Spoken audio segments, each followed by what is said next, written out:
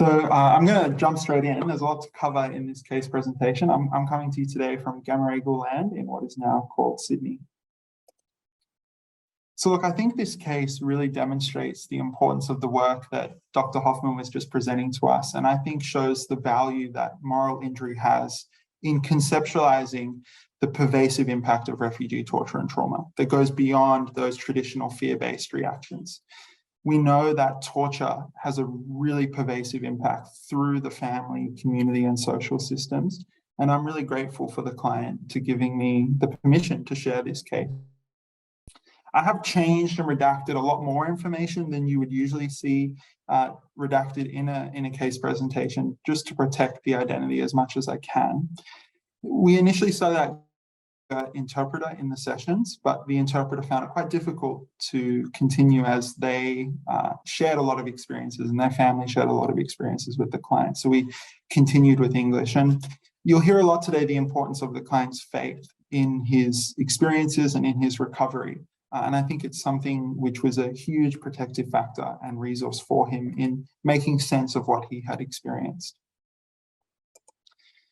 I don't have time in this case presentation to cover the complexities of the current context in East Turkestan, a region you may have heard of called Xinjiang. I've used the term East Turkestan as it's what the client used to refer to his homeland and what many members of the Uyghur community have told me they prefer to use to describe their home as. You probably heard some things in the news. I'll include some resources towards the end about these so-called re-education camps. Re-education is very much a euphemism. I would say what's happening in the camps is better described as psychological torture. And it's really part of the People's War in Xinjiang, the People's War on Terrorism, as it is described, which is a very complex system of surveillance, control, detention, and so-called re-education. I think in reality, this is best described as genocide and cultural assimilation of the Uyghur people and other minority groups in East Turkestan. There's estimates that at least 1 million people have been detained. It's mostly outside of the legal system, so there's no court process or appeals process. And it's very much a regime of psychological torture that involves brainwashing, people being forced to make confessions of criminality, of repenting from their old ways, from repenting from their culture, and a lot of coercive control. There's other reports of quite serious human rights violations happening within these centres. And as I said, I'll provide some links at the end for those of you who want to learn more about that. So what about my client Ali, his experiences? He talked a lot about experiences of discrimination and racism growing up. For example, he was very talented at a particular sport. He always competed in the local high school tournaments, but whenever his team went to a larger tournament interstate, he was cut from the team. And he understood that this was because he was a Uyghur and the star player on the team couldn't be a Uyghur person. He then moved overseas, something that later would be considered very suspicious, unpatriotic, and criminal in its own right. So when he returned to China, he was detained for 18 months. He was in a series of different camps of different sizes, and he used the term concentration camp to refer to these facilities. And so that's the term I'm using through the presentation. He is very intelligent and well-educated and was selected to actually have a teacher role in the camps, where he was then forced to teach some of the brainwashing materials to his own community. This was understandably very distressing for him, especially because if people didn't answer questions well, didn't progress well through this re-education, they would be punished. This was quite severe at times and things that he would have to witness. For example, older detainees who barely spoke Mandarin wouldn't understand a question that was asked, in one of the classes he was being forced to teach. And so he'd have to witness them being beaten for not knowing that answer. There was many other aspects to his experience that included many different interviews where he was recorded. He thinks maybe more than 100 different times, making forced confessions. I'm a terrorist, I'm a criminal. When I was overseas, I was engaging in radical terrorist activities, where he denounced his own culture and religion, where he was praising the Chinese Communist Party, agreeing to inform on his community if he was released. All these experiences were very difficult and very distressing for him. Once Ali arrived in Australia, he was obviously very excited to see his family who was here, and nearly immediately his marriage broke down. He was separated from his children, and that was something that was really distressing for him. He was also very isolated from his own community, that fear of how will people see me if they know what I've been through, and also the fear of his story being heard. Again, all of those recordings, those false confessions that he'd made. There was ongoing contact from CCP officers, sometimes seeming friendly, oh, have you spoken to your mother recently? We hope she's doing well, but things that seemed very sinister and threatening to him. Other things were more overt, reminders of what he'd promised to do in those recordings in terms of informing and giving information. Ali also really wanted to share his story. He wanted to advocate for those who still remained detained in East Turkestan, but he was very afraid to do this because of the risks it would pose to himself and family members still overseas. So how do you make sense of the impact of this sort of trauma? What sort of presenting problems were there? Firstly, those distressing emotions of intense anger, shame, and guilt were there. And this was something Ali interpreted as a weakness.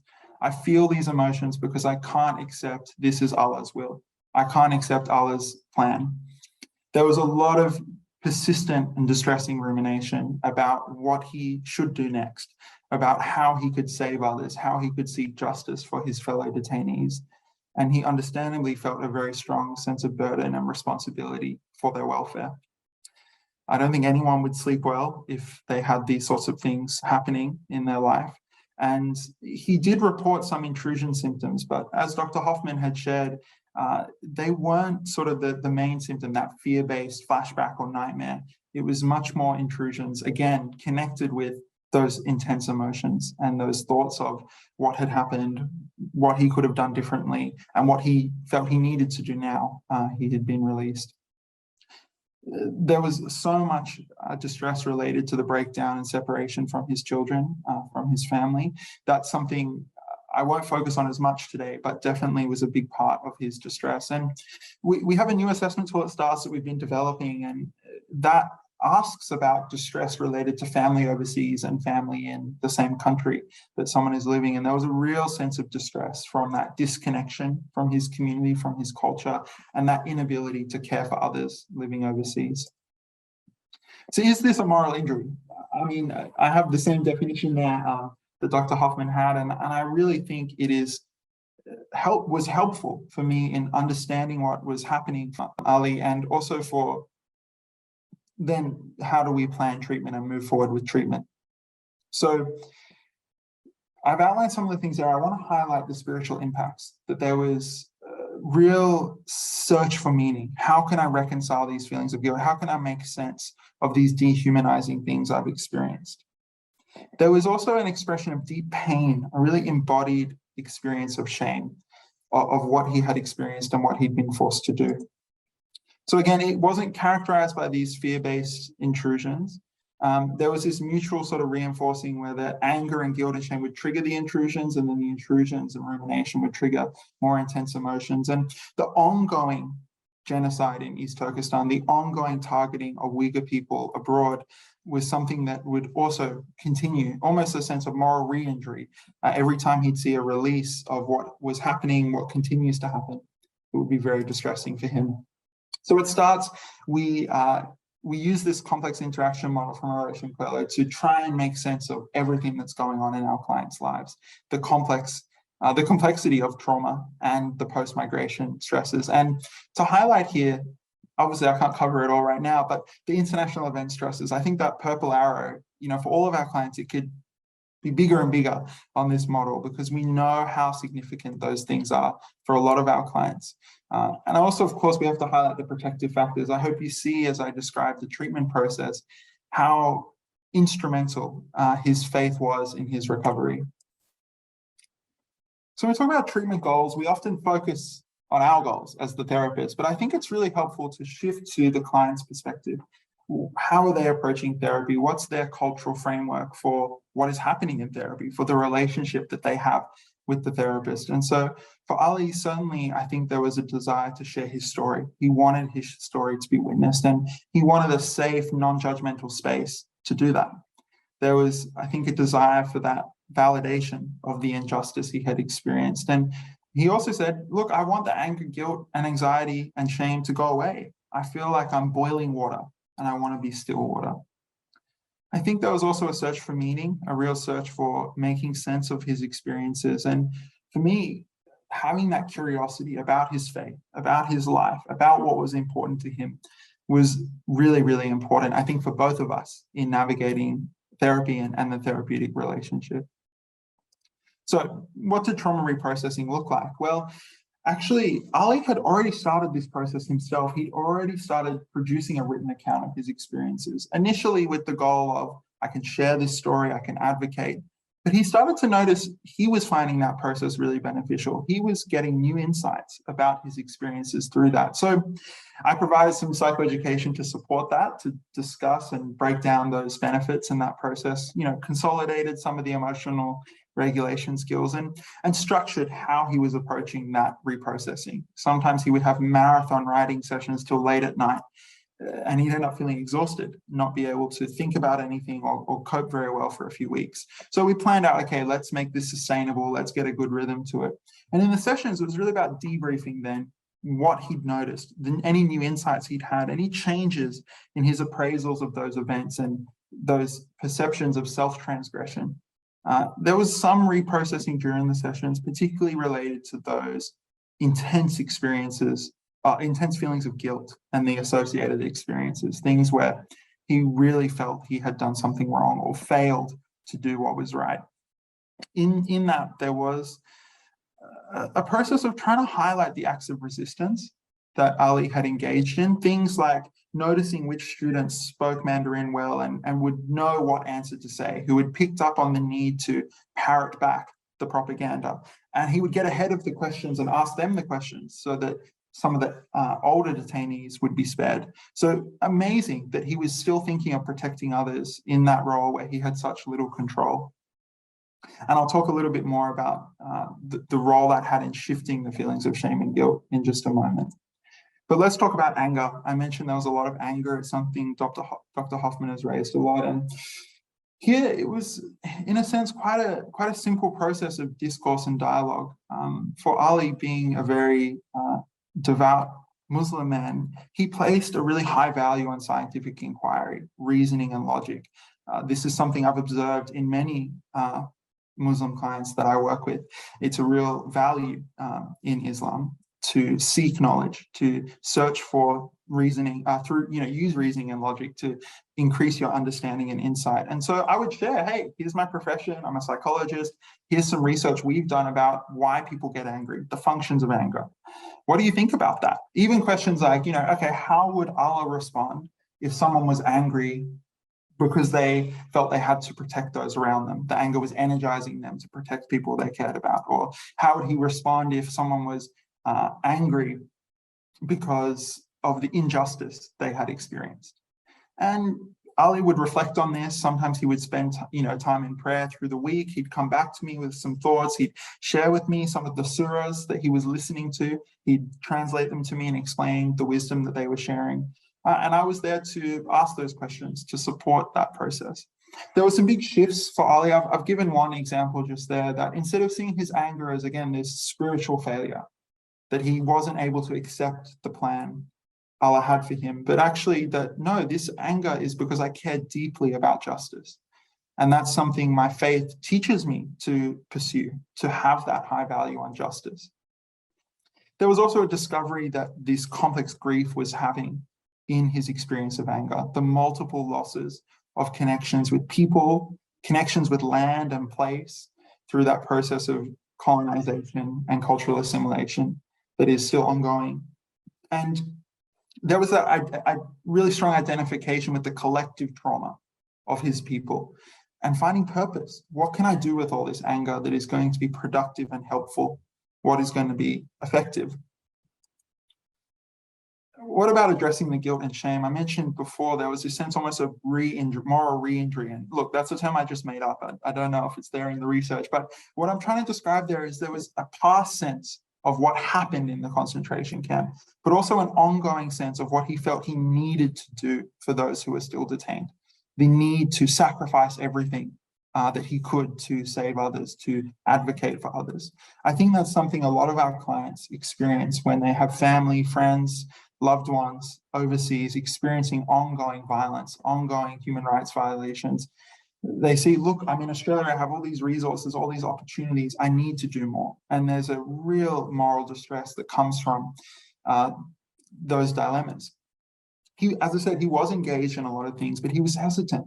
So I sat again in that problem-solving role and asked, okay, well, let's look at if you share with this journalist and you put your name in this journalist publication, in this newspaper, who will that benefit and how? How will it benefit these different people? Who could it harm and how might it harm those people? And again, I couldn't tell him what was right or wrong. I couldn't tell him what would be a decision he would feel content with, but trying to support that process of decision-making the best I could. Again, we also focused on the attribution. Who is the transgressor? And trying to center the role of the perpetrator. I think for Ali and for many of our clients, there is a process in which there's almost an illusion of control. They focus on the event that they experienced, trying to look, well, what could have I done differently? If I just didn't walk down that street, if I just listened to that advice, if I just, called in sick to work that day, maybe this wouldn't have happened. And I think that that process occurs because it's hard to acknowledge that we had no power. It's hard to acknowledge that someone was completely in the hands of the perpetrator. So trying to create an acceptance, a grieving of that, again, centering the role of the perpetrator, I've described it. And I think that did decrease the self-blame. And as I mentioned, highlighting those acts of resistance. There was so many examples where, it was quite incredible, the creative ways that Ali was still resisting in that context. I also want to highlight the role of Ramadan. For Ali, that was a really powerful time. Ramadan being a month of consistent reflection, prayer, meditation, and connection with himself, with Allah, with God, and with others. For example, before Ramadan, Ali would often leave the mosque straight after prayers. But he started going to the iftar dinners, sharing meals with his community, not necessarily talking about everything he was going through, but just that superficial connection around a meal. I'm sure all of us understand how enriching that can be. So that was a really powerful time. And I've observed that with other clients as well. Ramadan can be almost an accelerant to the recovery process and really support some of the reflections that are happening in therapy. So what were the outcomes? First and foremost, there was a reduction in those really intense emotions, from boiling water to being still water. There was changes in how Ali understood those emotions. I don't have to avoid them so much, actually accepting those as a part of his experience. There was a sense of, I can move on, I can build a new life, and I can be connected with my community. I can find effective ways to find purpose, effective ways to be a part of the struggle of the Uyghur people. There's some strong question marks there. We have to acknowledge that the importance of ending these human rights violations in supporting recovery of communities. As long as these persecutions, as long as these conflicts go on, it's very difficult for people to recover. And of course, I'm a psychologist at STARS. What can I do to end the conflicts happening around the world? But we need to, as organizations, as professional bodies, advocate for those things continually. There's two different links I've included there. When you look at the copy of the slides, you can click the hyperlink. The first one I'd encourage you to read. It's a very detailed story of one survivor's experience in the concentration camps. And I think it will help you have a really good insight into the psychological torture. Also, I would say that this survivor talks a lot about the role that writing her experience had in her recovery. And I think it supports any narrative approach, whether it's narrative exposure therapy, whether it's through helping people to write out their experiences. It seems to be really instrumental in people's recovery. Again, I've used some pretty significant terms today: genocide, cultural assimilation. If you want more evidence for why I feel confident in using those claims to describe what's happening in East Turkestan, I'd encourage you to look at the Xinjiang Data Project from the Australian Strategic Policy Institute. It's got a lot of detailed data analysis documenting what is happening there. So finally, I'd like to thank everyone for listening and thank my client again for agreeing for me to share this story. And I will stop sharing and I'll hand back to you, Jorge.